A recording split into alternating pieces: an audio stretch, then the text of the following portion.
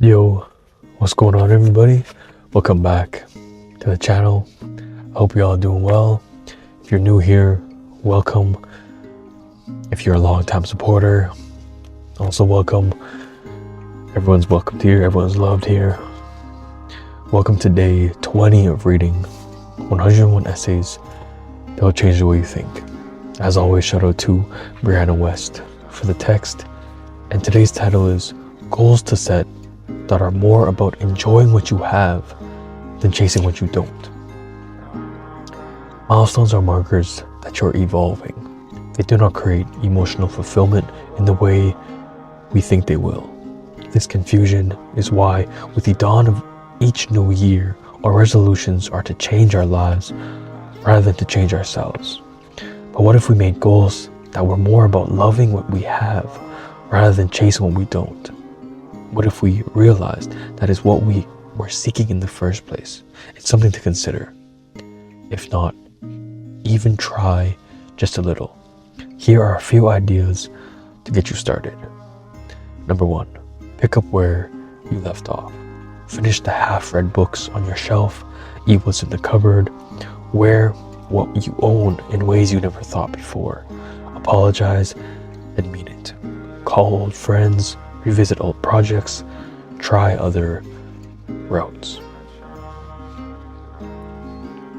Especially with half-read books, I feel this is a very good thing because we have all these things in our lives, but it's seeing them in different ways, approaching them with fresh eyes, with a fresh mind, a fresh mindset, just approaching them differently because it's, I have all these books that I started, but I want to start something new.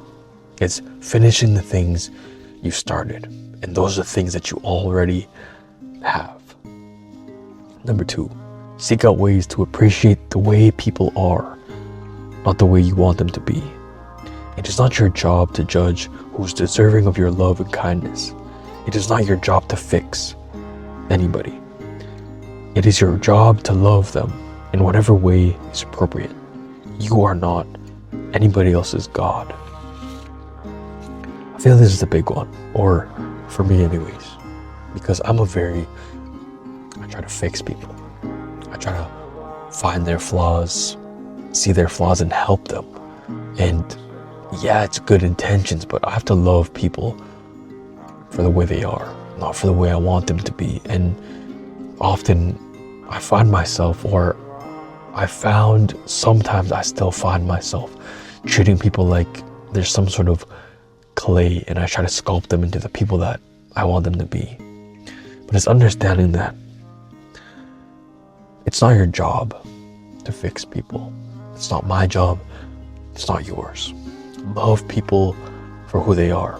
And if you don't, then maybe you shouldn't be in their life because you can't love them for the people they are. And I'm not saying that it's bad to help people, but you have to love people for every way they are, for their flaws, for their sins. It's not bad to want better for people, but understanding that you can't want things for other people. You can't fix other people. They have to fix themselves. Even if sometimes there isn't anything to fix, they have to want better for themselves. They have to want to get rid of those toxic behaviors, negative mindsets that people have. It's not your job. Number 3, make time for the friends you have more than you seek out the ones you don't. Stop counting how many people are in your life as though hitting a certain tally will make you feel loved. Start appreciating how rare and beautiful it is to even have one close friend in life. Not everybody is so lucky. I see this a lot where people think having more friends means you're more loved. But a lot of the time, having one close friend, they will love you so much more than 10 friends will ever. And that's what a lot of us need to understand, is that stop seeking out new relationships, new friendships, and cultivate and tend to the relationships that you already have in your life. Number 4, each day write down one thing your body allowed you to do. Whether it was watching your favorite show, or listening to the sounds on the street on the way to work, or being able to see a computer screen, or hug someone you love. Focus on what your body does more than what it looks like doing it. 5. Learn to love things that don't cost much. Learn to love simple food and cooking it, being outside, the company of a friend, going for walks, watching the sunrise, a full night's sleep, a good day's work. We have to stop putting so much value on monetary things, because I feel like things only hold value if it costs a lot. Things that are more expensive don't always mean they're better. You can have a $50 pasta versus a home-cooked pasta. Me personally, I would rather cook my own meal than go out to this fancy bougie restaurant and spend $200 on a night out. I'd rather stay in, cook my own meal. To me, that's what I love more than these things that are more valuable because of the price tag. 6. Start a journal of days where you write down a sentence or two to sum up each day of your year.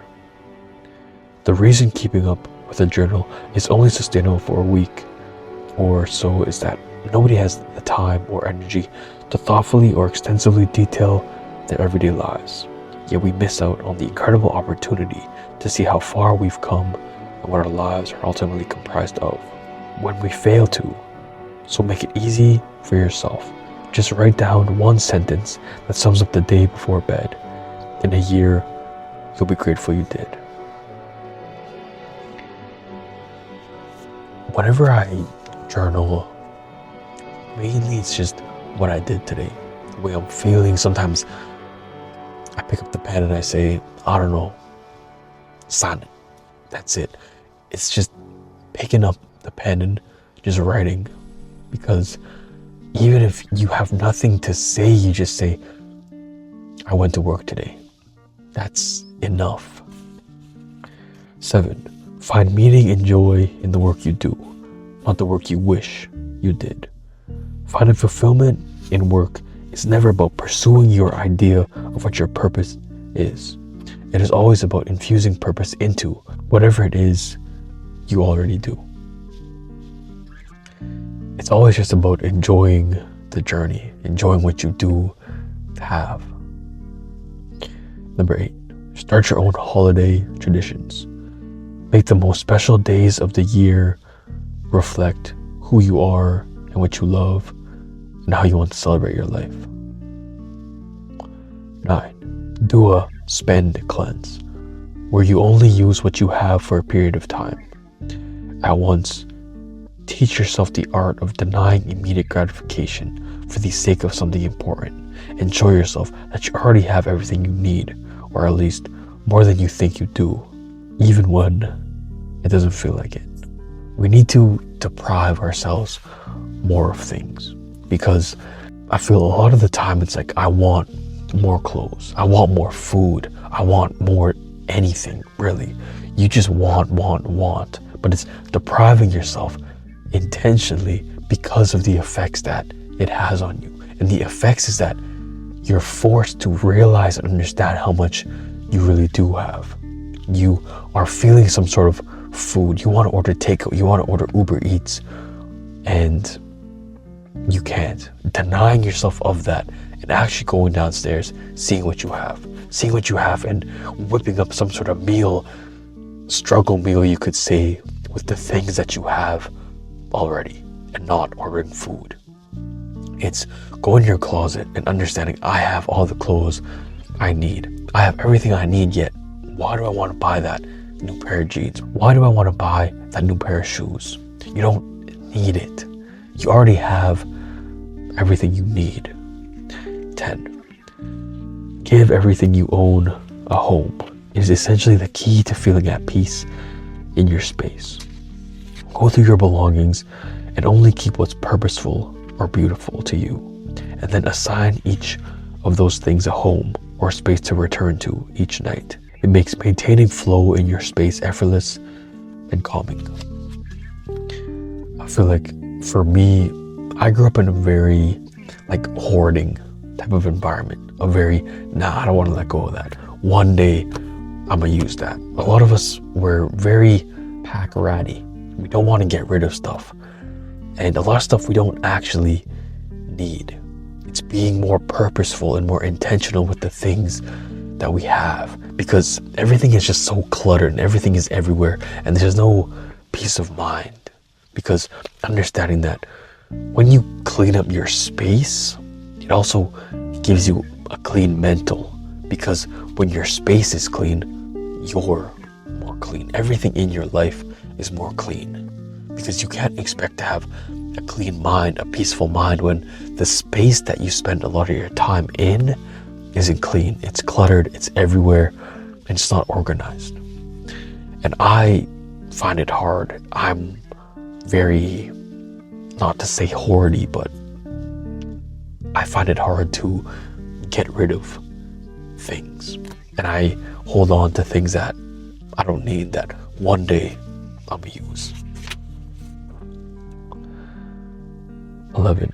Learn to live within your means. No matter how much money you make, your percentage habits will remain the same.